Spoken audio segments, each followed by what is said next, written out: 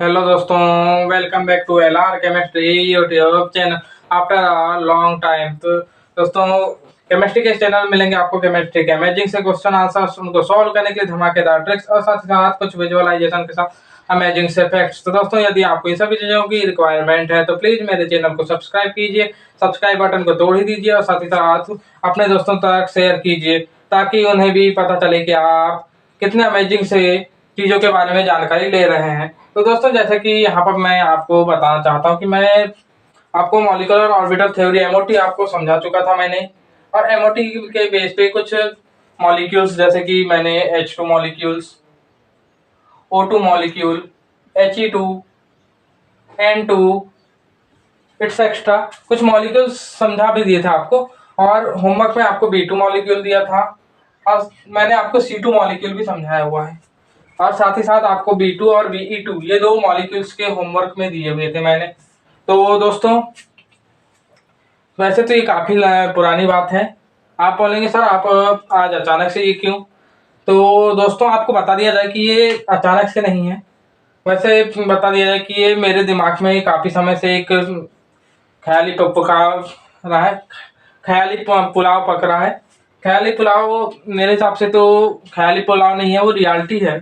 तो रियलिटी है, अब उसकी जो मेन जानकारी जो सबसे आधुनिक चीज है वो एमओटी ही है, और एमओटी के बेस पे अगर वो एग्जिस्ट करता है तो वो हर मॉलिक्यूल एग्जिस्ट करेगा, और उसके सभी तरीके के नेचर जो कि डायमैग्नेटिक है, पैरामैग्नेटिक है, उसके कलर एक्सेट्रा, जो उसके कलर किस कलर को ऑब्जर्व करेगा किस कलर को नहीं, और कलर ऑब्जर्व करेगा तो pi to pi transistor, pi to pi star transition होगा, पाई स्टार टू सिग्मा होगा, सिग्मा टू पाई स्टार होगा।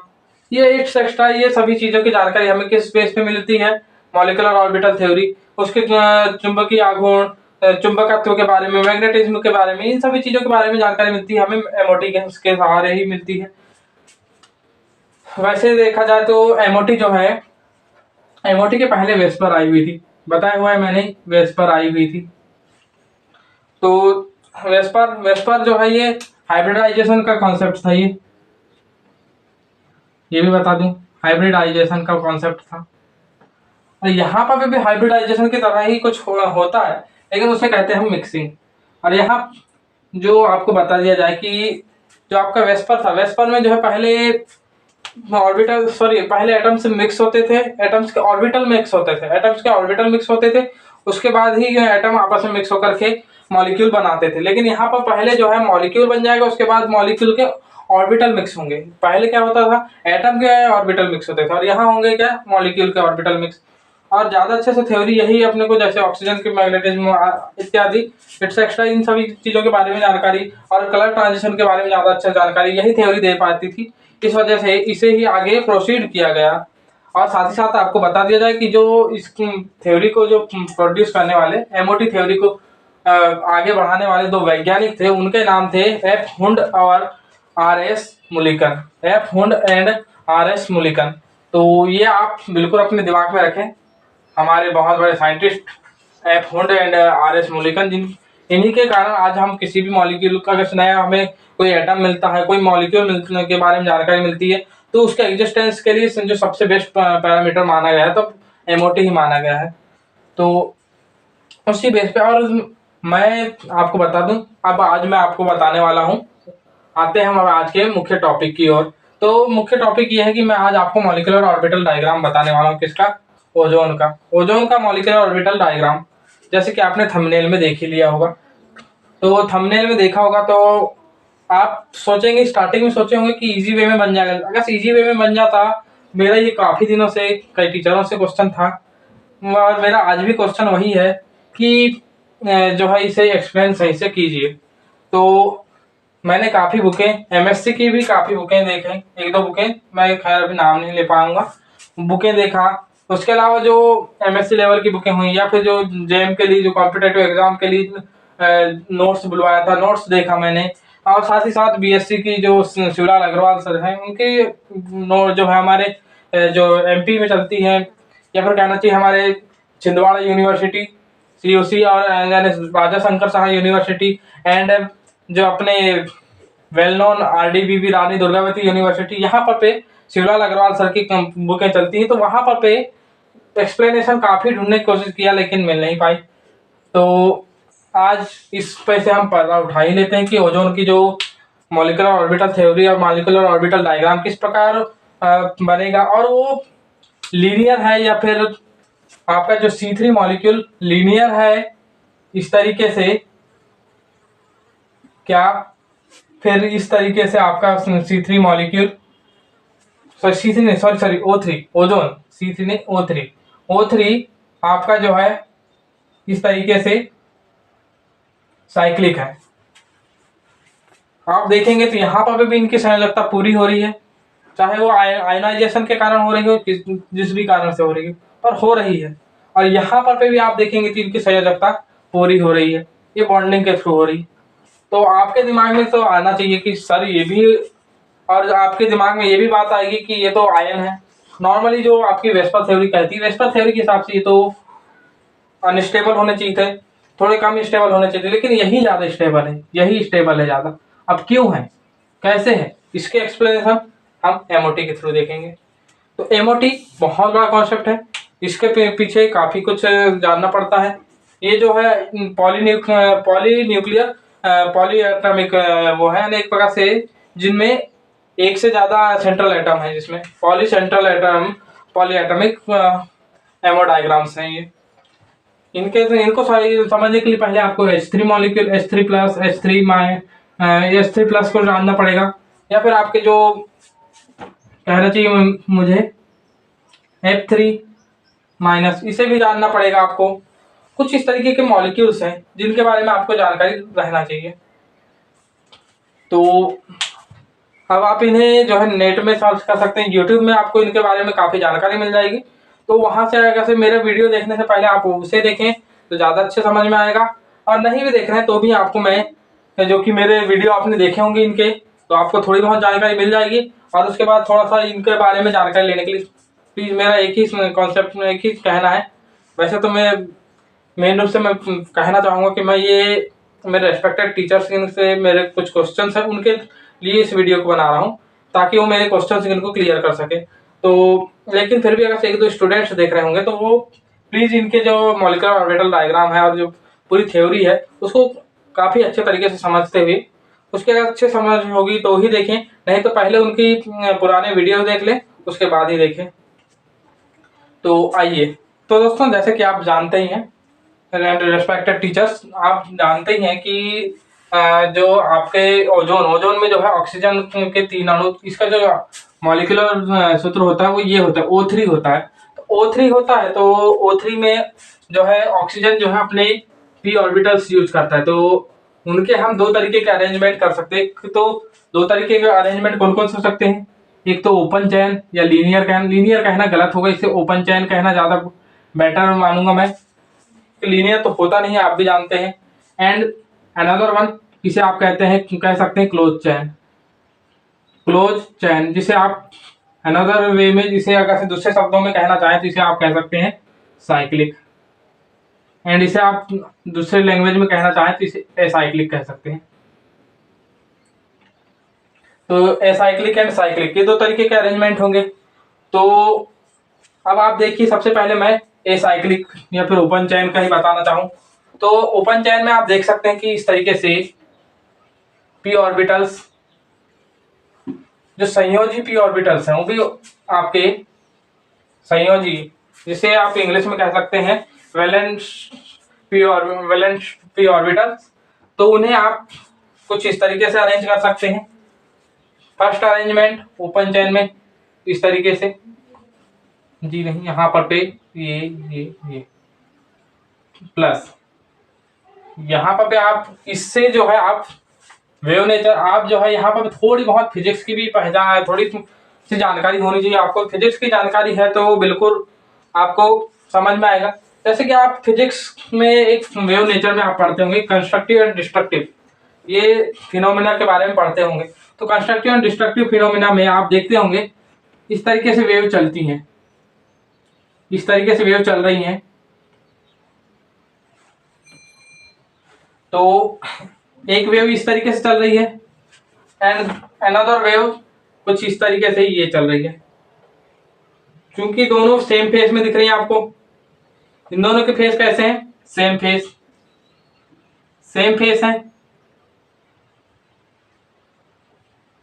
जब सेम फेस है तो इनका एडिशन किया जाएगा, इनको जोड़ा जाएगा, तो इनके जो आयाम है या फिर इनका एम्पलीट्यूड, एम्पलीट्यूड जो है आगे चल करके देखेंगे आप कि जैसे आप इनके जो परिणामी रिजल्ट जो मिलेगा, इसका रिजल्टेंट, वो आपको उसका जो है थोड़ी सी जगह कम होने की वजह से मैं उसे इतने बड़े नहीं बना पाऊंगा, लेकिन इसके आयाम बढ़ जाएंगे और जो इसकी जो वेवलेंथ है, वेवलेंथ उतनी ही रहेगी। दोनों का अगर मान लीजिए नॉर्मली इनकी वेवलेंथ एंड एम्पलीट्यूड दोनों ही नियरली इक्विवेलेंट होते हैं, तो नियरली इक्विवेलेंट होते हैं, तो फिर जब नियरली इक्विवेलेंट है तो मान लीजिए प्लस फेज है, ये माइनस फेज है, ये प्लस फेज है, ये माइनस फेज है। मेरे हाथ से बनाने में थोड़ी सी गड़बड़ हो गई होगी, मानता हूँ। तो एम्पलीट्यूड जब वो होंगे तो एम्पलीट्यूड नियरली डबल हो जाएंगे और जो है आपके वेवलेंथ सेम रहेगी। यहाँ जगह कम होने की वजह से मैंने सेम नहीं बना पाया वेवलेंथ, लेकिन समझ सकते हैं आप, तो वेवलेंथ हो जाएगी। और जबकि आपने जैसे ही आपने इसे एक को आपने इस तरीके से लिया, कुछ इस तरीके से, ये प्लस फेस है, ये माइनस फेस है, एंड अनदर वन इसे आपने कुछ इस तरीके से ले लिया,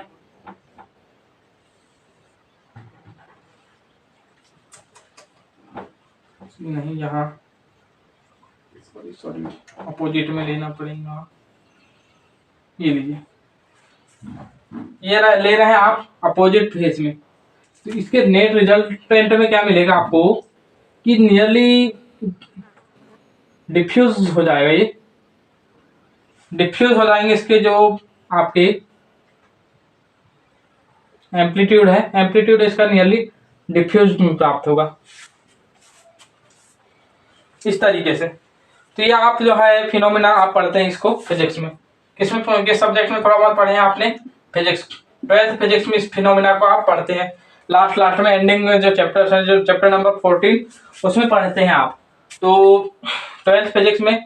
तो यहाँ पर पे होता क्या है, इसी थ्योरी के आधार पे हम यहाँ पर पे जैसे यहाँ प्लस प्लस फेज मिलेंगे आपस में, तो क्या होगा आप देखिए,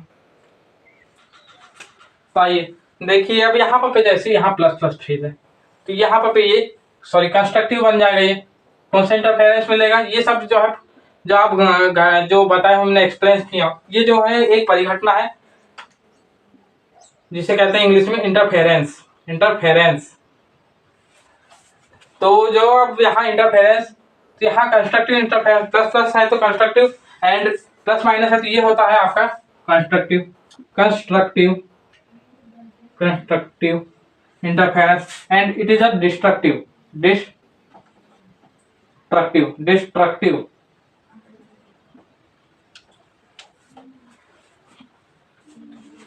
तो हमें आपको बता दिया जाए कि यहाँ जैसे यहाँ पर प्लस प्लस मिले तो कंस्ट्रक्टिव, यहाँ भी प्लस प्लस ही मिल रहे हैं, कंस्ट्रक्टिव यहाँ माइनस हो जाएंगे, या फिर आप अपोजिट वे में भी इसे भी मिलाएं, इस तरीके से मिलाएंगे आप इन्हें, तो ये इन्हें भी मिलाएंगे तो आपको क्या मिलेगा, कंस्ट्रक्टिव, कंस्ट्रक्टिव, मतलब सेम फेज मिल रहा है, सेम फेज से, यहाँ पर भी ये सेम फेज से ये सेम फेज मिल रहा था, सेम फेज से सेम फेज, तो कंस्ट्रक्टिव। यहाँ भी आप देखेंगे, यहाँ देखा है तो यहाँ सेम फेज से सेम फेज नहीं मिल पा रहा, सेम फेज से अपोजिट फेज मिल रहा था, ये अपोजिट फेज का था, ये अपोजिट फेज बताना ही भूल गया मैं, यहाँ पर लिखना भूल गया था, अपोजिट फेज, ये देखिए। तो वैसे तो आपने इसे तो आप समझ गए हैं, तो यहाँ सेम फेज से सेम फेज जब आपस में इंटरफेयर हुए तो हमें कौन सा इंटरफेरेंस मिला, कंस्ट्रक्टिव, जिससे कि हमें अब यहाँ पे बॉन्डिंग या एंटी बॉन्डिंग, अब यहाँ पे बात आती है कि आप जब भी एमओटी की बात करते हैं तो वहां पर 3 तरीके के जो आप पढ़ते हैं ऑर्बिटल्स, ऑर्बिटल 3 तरीके के होते हैं, एक बॉन्डिंग होता है ऑर्बिटल, एक होता है anti bonding, anti bonding, and another one non bonding, non bonding. ये 3 फिनोमिना होते हैं, 3 ऑर्बिटल्स होते हैं। ये जो है आपका बॉन्डिंग बनता है कंस्ट्रक्टिव इंटरफेरेंस से बनता है, आपका जो एंटी बॉन्डिंग है ये डिस्ट्रक्टिव से बनता है,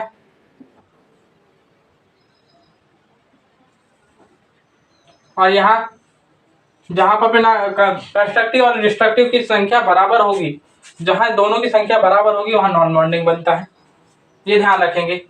बिल्कुल कंस्ट्रक्टिव तो बॉन्डिंग, कंस्ट्रक्टिव की संख्या ज्यादा, constructive interference is more than destructive, then orbital will be bonding orbital. Then another one, destructive interference will be more than constructive interference. Then this that bond, so that orbital is anti-bonding orbital and non-bonding. When destructive and constructive orbitals numbers are same, then non-bonding orbital. This is simple. तो यहाँ पर आप समझ गए होंगे।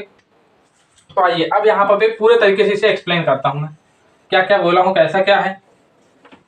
हिंदी में बोलना चाहूँ तो मैं ये बोला कि जहाँ पर आपके कंस्ट्रक्टिव इंटरफेरेंस, मतलब आपके कंस्ट्रक्टिव इंटरफेरेंस ज्यादा होंगे, वहां पर आपका बॉन्डिंग ऑर्बिटल यानी कि आबंधी संरचना बनेगी, आबंधी कक्षक बनेंगे। और साथ ही साथ अगर से आपके जो एंटी बॉन्डिंग या फिर प्रतिबंधी कक्षक कब बनेंगे, तो जहां पर डिस्ट्रक्टिव इंटरफेरेंस की संख्या ज्यादा होगी, और जहां पर दोनों की संख्या बराबर है तो नॉन बॉन्डिंग बनेगा।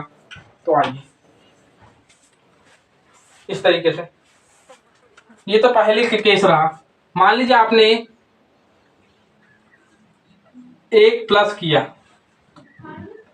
यहीं पर आपने एक प्लस किया या दो, ये तीसरा, मतलब इसे पलटा दिया आपने। यहाँ पर सभी सेम फेस में थे, एक को आपने अपोजिट फेस में किया, तो ये कंस्ट्रक्टिव ये डिस्ट्रक्टिव, ये हो गया आपका कंस्ट्रक्टिव। इससे क्या बना था आपका बॉन्डिंग बना था, इससे बॉन्डिंग बना था, ध्यान रखें।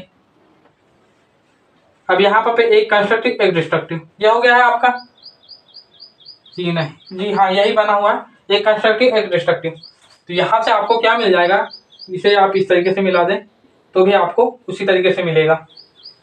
तो यहाँ पर कंस्ट्रक्टिव डिस्ट्रक्टिव, तो यहाँ पर आपको मिल जाएगा कौन सा, नॉन बॉन्डिंग। क्यों नॉन बॉन्डिंग, अब आपको भी बताया हुआ है, मैंने एक्सप्लेन किया हुआ, क्योंकि कंस्ट्रक्टिव और डिस्ट्रक्टिव की संख्या बराबर है। आइए अब थर्ड वन में क्या करेंगे आप देख लीजिए, इस तरीके से ये हुआ ये हुआ ये हुआ,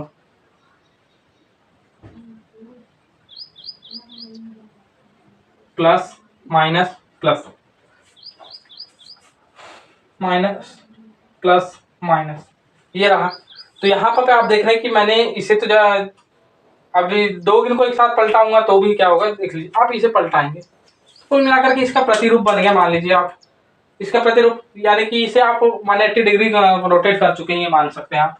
तो सिमेट्री मैच होने की वजह से जो है हम उसे नहीं बनाएंगे कि दो गिन को एक साथ वो करें पलटा दे, ऐसा नहीं, हम सिंगल वाले को पलटा करके देख रहे हैं ताकि सिमेट्री मैच ना हो, सिमेट्री अनमैच्ड रहे। तो आइए अब देखते हैं, ये रहिए, ये देखिए, तो ये रहा है। तो इस तरीके से मिलाएंगे तो ये डिस्ट्रक्टिव ये भी डिस्ट्रक्टिव, या फिर इधर से अब आप इसे मिलाएंगे, मान लीजिए नीचे वाले फेज इनको मिलाएंगे तो भी देखेंगे तो ये भी डिस्ट्रक्टिव ये भी डिस्ट्रक्टिव। इस स्थिति में क्या होता है, ये बन जाएगा आपका एंटी बॉन्डिंग, क्योंकि यहाँ पर जो आपके डिस्ट्रक्टिव की संख्या ज्यादा है, डिस्ट्रक्टिव की संख्या ज्यादा है।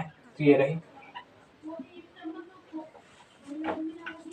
तो इस तरीके से, तो इस स्थिति में क्या होगा कि कुछ इस तरीके से यहाँ पर आपके जो पी ऑर्बिटल्स हैं, अगर आप मॉलिक्यूलर ऑर्बिटल डायग्राम बनाना चाहते हैं तो कुछ इस तरीके से पी ऑर्बिटल्स उनके इस एनर्जी लेवल में, ये एनर्जी लेवल्स है, ये क्या है एनर्जी लेवल। और मैं आपको बता दूं कि मैं सिर्फ और सिर्फ जो है आपको क्या बोर्ड भर जाएगा पूरा, थोड़ा सा लेंदी हो जाएगा, इस वजह से मैं जो है ना नॉन वैलेंस सेल इनको नहीं बनाना चाह रहा हूँ, नॉन वैलेंस ऑर्बिटल्स इनको नहीं बनाना चाह रहा हूँ, डायरेक्ट मैं वैलेंस ऑर्बिटल्स इनको बना दे रहा हूँ। तो ये है valence orbitals, sorry energy level of P orbital, कुछ ही लिख रहा हूँ, ऑर्बिटल कितने होंगे, तो आप देखेंगे पी ऑर्बिटल्स जो है एक ऑक्सीजन में कितने होते हैं, एक ऑक्सीजन में तीन, टोटल तीन परमाणु है ओजोन में, 3 परमाणु ओजोन में है, तो टोटल कितने हो जाएंगे 9 ऑर्बिटल। तो हमने कितने बना दिए 1 2 3 4 5 6 7 8 9, ये हो गए। और कुछ इस तरीके से ये इस तरीके से यहाँ पर पे ये डिस्ट्रीब्यूट होंगे, 1 2 3, जबकि आपके एंटी बॉन्डिंग नॉन बॉन्डिंग बन रहे हैं और बराबर संख्या में ही बन रहे हैं एक प्रकार से, तो यहाँ बराबर बराबर संख्या में वो हो जाएंगे 3, 1 2 3, ये हो गया आपके। इस तरीके से ये एनर्जी लेवल वो हो जाएंगे, जहां पर पे इनकी जो एनर्जी हो जाएगी तो वो एनर्जी होती है अल्फा -√2 बीटा, ये होगी काय की होगी। ये नीचे क्या होते हैं आप खुद ही बताइए, आपको मैंने अभी तक बता चुका हूं कि सबसे नीचे बॉन्डिंग होते हैं, इसे मैं सिर्फ बी से डिनोट कर देता हूं, जिसे जो है मैं एन बी से डिनोट कर देता हूं, ये ए से एंटी बॉन्डिंग। इनकी जो है टोटल हो जाएगी alpha +√2 beta, alpha +√2 beta, and this one is alpha, इसकी एनर्जी होगी अल्फा। तो यहां पर पे आपको ये भी बता दूं, आइए तो यहां अब आप इलेक्ट्रॉन भरना चाहेंगे तो आप बताइए कि आपके जो क्या कहना चाहिए वैलेंस इलेक्ट्रॉन कितने होते हैं आपके। इस तरीके से आप देखेंगे कि इसका जो है ना 1s2 2s2 2p4 होती है इनकी, क्या इलेक्ट्रॉनिक विन्यास इनका ये होता है। जब इलेक्ट्रॉनिक विन्यास ये है तो इन्हें आप फिलअप करेंगे कुछ इस तरीके से फिलअप करते हैं आप, ये लीजिए 1 2 1s2 2s2 2p4, तो ये इस तरीके से आप करेंगे। तो यहाँ टोटल आपके कितने हैं बाह्य कोश में इलेक्ट्रॉन, तो पी ऑर्बिटल में कितने इलेक्ट्रॉन हैं, पी ऑर्बिटल में है 4 इलेक्ट्रॉन, और 4 इलेक्ट्रॉन है एक ऑक्सीजन परमाणु के पास, और टोटल 3 परमाणु है तो टोटल 12 इलेक्ट्रॉन हो जाएंगे, 12 इलेक्ट्रॉन। इस तरीके से समझिए, थोड़ा सा मैं भटक गया था, कोई दिक्कत नहीं, ये आइए। तो यहाँ पर भी इस तरीके से 12 इलेक्ट्रॉन हो जाएंगे। अब आप लगाइए किसका नियम, अभी तो आपने अबाव के नियम के आधार पे अब कर लिए से एनर्जी ऑर्बिटल से इनको आपने अरेंज कर लिए हैं, कर लिया अरेंज आपने, बिल्कुल कर लिए हैं। अब आप लगाएंगे किसका, पाउली का अपवर्जन सिद्धांत। वहां पर पे जो है सबसे पहले इस तरीके से आप अपने ऑर्बिटल वो करेंगे, यहाँ पर पे 1 2 3, फिर यहीं पर इन्हें ही फिलअप करेंगे, सॉरी फिलअप नहीं, ऐसे ही पेयरिंग करेंगे, देन नॉन बॉन्डिंग में जाएंगे क्योंकि उनकी एनर्जी जो है बॉन्डिंग से थोड़ी ज़्यादा है, तो सर डायरेक्ट आप पेयरिंग नहीं करेंगे। फिर यहाँ पर भी इस तरीके से ऐसा लिखेंगे, इलेक्ट्रॉन पेयर कर लेंगे। यहाँ पर आप देख सकते हैं 1 2 3 4 5 6 7 8 9 10 11 12 इस तरीके से। अब यहाँ पर आपके जो है इलेक्ट्रॉन फिलअप हो गए हैं। अब यहाँ पर आप देखेंगे कि इस आधार पे ये क्या है, डायामैग्नेटिक है, डायामैग्नेटिक पहली चीज, क्लियर, दैट्स क्लियर, डायामैग्नेटिक पहली चीज। जो इसका कलर ट्रांजिशन होगा किसके कारण होगा, non bonding to anti bonding, या फिर आप इसे कहते हैं non bonding to pi star transition, इस वजह से होगा दूसरा कारण। और फिर यहाँ पर पे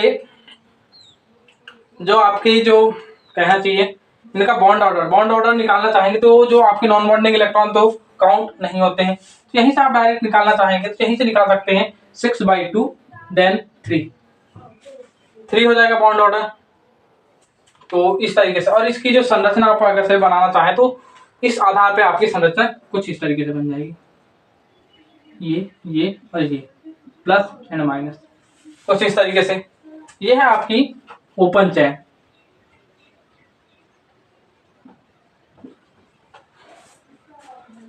अब मैं आपको क्लोज चेन के बारे में भी थोड़ी सी जानकारी दे देता हूं, और जी हाँ, और फिर उसके बाद हम जैसे क्लोज चेन के बारे में जानकारी एकत्रित करेंगे। और अब यहाँ पर एक सबसे मुख्य बात रह गई थी, जो कि इसकी जो कहना चाहिए हमें एनर्जी कितनी होगी, तो अपन यहीं पर कैलकुलेशन कर लेते हैं। नहीं, कंपैरिजन के टाइम पे हम कैलकुलेशन करेंगे, कंपैरिजन करेंगे उस टाइम पे कैलकुलेशन करेंगे तो हम ज़्यादा अच्छे से समझ पाएंगे। तो दोस्तों जैसे कि आपने देखा कि हमने अभी तक एक्सप्लेन किया था क्लोज सॉरी ओपन चेन को। अब बारी आएगी आपकी क्लोज चेन को, और उसके बाद हम क्या करेंगे, कंपेरिजन।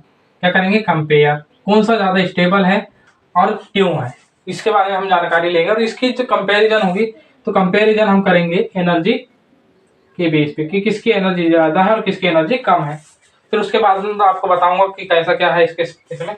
तो फिर से हम बात करेंगे किसकी, दोबारा से हम बात करेंगे पी ऑर्बिटल्स की, लेकिन अब हम बात करेंगे इनके साइक्लिक अरेंजमेंट के बारे में। किसके बारे में, साइक्लिक अरेंजमेंट के बारे में। तो देखिए जिस तरीके से ये हमने पिछला जो ऑर्बिटल जब बनाया था, जी हाँ, उसी तरीके से हम बना लेते हैं यहाँ पर पे 3 ऑर्बिटल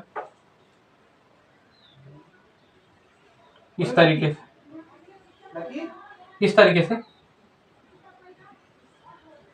तरीके से बनाए। तो यहाँ पहला, दूसरा,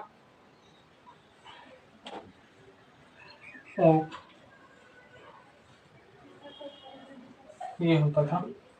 तो तीसरा जो है ना, ये यहाँ पर आप इसके ऊपर से जा रहे हैं, मान लीजिए यहाँ पर इससे टकरा नहीं रहा है, इस लोब से ये लोब टकरा नहीं रही है, ये आपस में इस तरीके से इंटरेक्ट कर रहे हैं। तो इंटरेक्ट कर रहे हैं इस तरीके से, तो देख सकते हैं आप इंटरेक्ट इस तरीके से कर रहे हैं। तो डिस्ट्रक्ट सॉरी यहाँ पर भी दोबारा से प्लस इंटरेक्ट कर रहा है, प्लस से प्लस कर रहा है, यहाँ पर भी प्लस से प्लस कर रहा है, तो कंस्ट्रक्टिव बनेगा, पहली बात। एंड देन बारी आएगी आपके अनदर वन। इस अरेंजमेंट के सहारे आपको कंस्ट्रक्टिव मिल रहे हैं, 3 कंस्ट्रक्टिव मिल रहे हैं, इस वजह से आपका क्या हो जाएगा, बॉन्डिंग।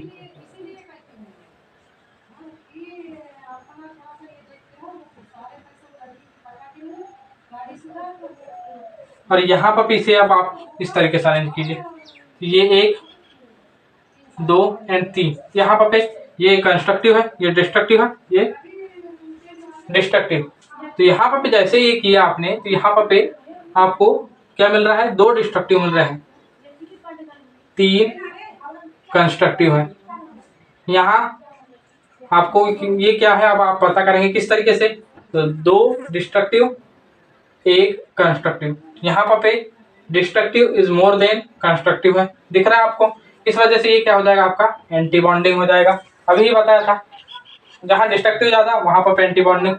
अब सिमेट्री मैच हो जाएगी, कहाँ सिमेट्री मैच हो जाएगी, अगर मान लीजिए यहाँ पर आपने इसे यहाँ पर दोबारा से यहाँ पर 2 अगर से मान लीजिए इसे पलटा दिया आपने, और इसे जैसा वैसा रख करके बताया था मैंने, सिमेट्री मैच हो जाएगी। इस वजह सिमेट्री मैच ना हो करके हम अब बीच वाले को पलटा देते हैं, बाकी के 2 गिन को पहले वाले जैसे रख देते हैं, प्लस प्लस माइनस माइनस। तो ये दोनों आपस में मिलेंगे, कुछ इस तरीके से मिलेंगे। क्या होगा देखिए, ये हो जाएगा आपका डिस्ट्रक्टिव, दिख रहा है, ये destructive and this one is constructive, plus से प्लस, प्लस लोब से प्लस लोब मिल रही।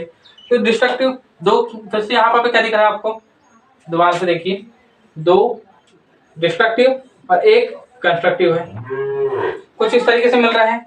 फिर से destructive is more than constructive, ये फिर से देख रहे हैं, इसी वजह से फिर से ये एंटी बॉन्डिंग बन जाएगा।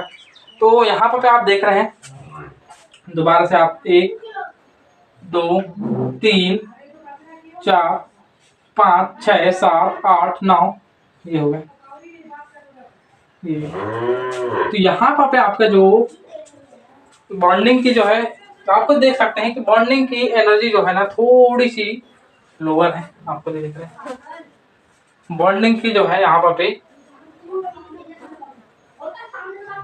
बॉन्डिंग की जो है लो हो जाएगी एनर्जी, सॉरी माफ कीजिए। यहाँ पर क्या होता है कि एनर्जी यहाँ बॉन्डिंग की थोड़ी सी ऊपर हो जाएगी और यहाँ पर ऊंची हो जाएगी यहाँ पर इस तरीके से, और बॉन्डिंग का मात्र आपको 1 ही मिलेगा और एंटी बॉन्डिंग के 2 मिल जाएंगे इस तरीके से, एंटी बॉन्डिंग के 2 मिल गए। अब इसे आप अपने जो है अरेंजमेंट में फिक्स कीजिए, या फिर माफ कीजिए यहाँ पर जो है मैं 2 नहीं, यहाँ पर टोटल 3 मिलेंगे आपको इसके, और इसके मिल जाएंगे 6, 1 2 3 4 5 6। तो ये आपका एंटी बॉन्डिंग हो चुका है और ये हो चुका है बॉन्डिंग। और यहाँ पर आप खुद ही देख रहे हैं कि नॉन बॉन्डिंग नाम की कोई चीज आप कितनी ही सिमेट्री मैच कर लें लेकिन मिलेगी नहीं। और फिर से आप 12 इलेक्ट्रॉन फिलअप कीजिए, 1 2 3 1 2 3 4 5 6। ये हो गया 6, 7, 8, 9, 10, 11, 12 इलेक्ट्रॉन कुछ इस तरीके से फिलअप हुए। तो 12 इलेक्ट्रॉन फिलअप हुए, तो यहाँ पर इनकी एनर्जी जो है ना आपकी अल्फा प्लस बीटा हो जाएगी इनकी, और इसकी हो जाएगी अल्फा माइनस 2 बीटा, ये हो गई। तो एनर्जी इस तरीके से होगी, इलेक्ट्रॉन इस तरीके से फिलअप होंगे, बाकी सारी चीजें आपको समझ में आ गई होंगी। और टीचरों से अब निवेदन है मेरा, या फिर कहने वाला मेरा जो क्वेश्चन है वो ये है कि यहाँ इस तरीके से जो टीचर्स अभी नहीं, तो आगे चल करके क्वेश्चन, तो आइए अब हम करेंगे। इस तरीके से हमने बनाया, तो यहाँ पर इस हिसाब से जो आपका ट्रांजिशन होगा, ट्रांजिशन क्या हो जाएगा आपका पाई टू पाई स्टार, ये ध्यान रखें। अब यहाँ पर आप जैसे ही आप क्या करेंगे, बॉन्ड ऑर्डर निकालना चाहेंगे, तो बॉन्ड ऑर्डर, अब कौन सा बॉन्ड ऑर्डर सही है वो आप आगे चल करके देखेंगे। तो यहाँ पर आपको मिल गया 6 माइनस 6 और उसके बाद बटे में 2। अब इसी यहीं पर पे जो बॉन्ड ऑर्डर जैसे ही निकाले, ये सभी चीजें तो बाद में, सबसे पहले बॉन्ड ऑर्डर निकाला जाता है, और बॉन्ड ऑर्डर जैसे ही आपने निकाले, जी हाँ, सबसे बड़ी दिक्कत यहीं आ गई। अरे बाट क्या हो गया, अरे बाबू, ये 0/2 मतलब 0। ये तो कह रहा है कि मैं तो एडजस्ट ही नहीं करूंगा यार, बट मैं तो एडजस्ट नहीं करना। बोला बाप तू क्या कर रहा है, मैं तो एडजस्ट नहीं करना। तो ये बोल दिया not adjust. Molecular orbital theory बोलती है कि जो आपके ओजोन की जो साइक्लिक स्ट्रक्चर है वो एग्जिस्ट ही नहीं करेगी। जब एग्जिस्ट ही नहीं कर रही है तो हम काहे के लिए कंपेयर करें, यहीं से एनर्जी क्यों निकालें इसकी।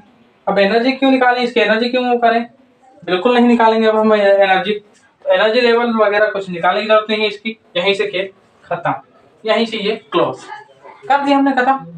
जी हाँ, अब यहीं से हम इकट्ठे ही बोल सकते हैं कि आपका ओजोन जो है ओपन चैन स्ट्रक्चर में लाई करता है, बस। अब आप जो है ओपन चैन स्ट्रक्चर में उसकी एनर्जी जो है उसे किस तरीके से कैलकुलेट करेंगे, अब देखिए आप ओपन चैन में फॉर एनर्जी के लिए क्या करेंगे,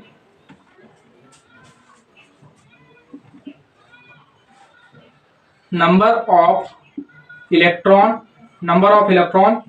in bonding orbital into energy plus number of electron in anti bonding into energy. तो अब यहाँ पर आपने देखा, पिछला स्लाइड देखेंगे तो आपको नंबर ऑफ इलेक्ट्रॉन जो है बॉन्डिंग में 6 मिले थे, उसकी जो एनर्जी थी वो कुछ इस तरीके से थी, अल्फा माइनस रूट 2 बीटा।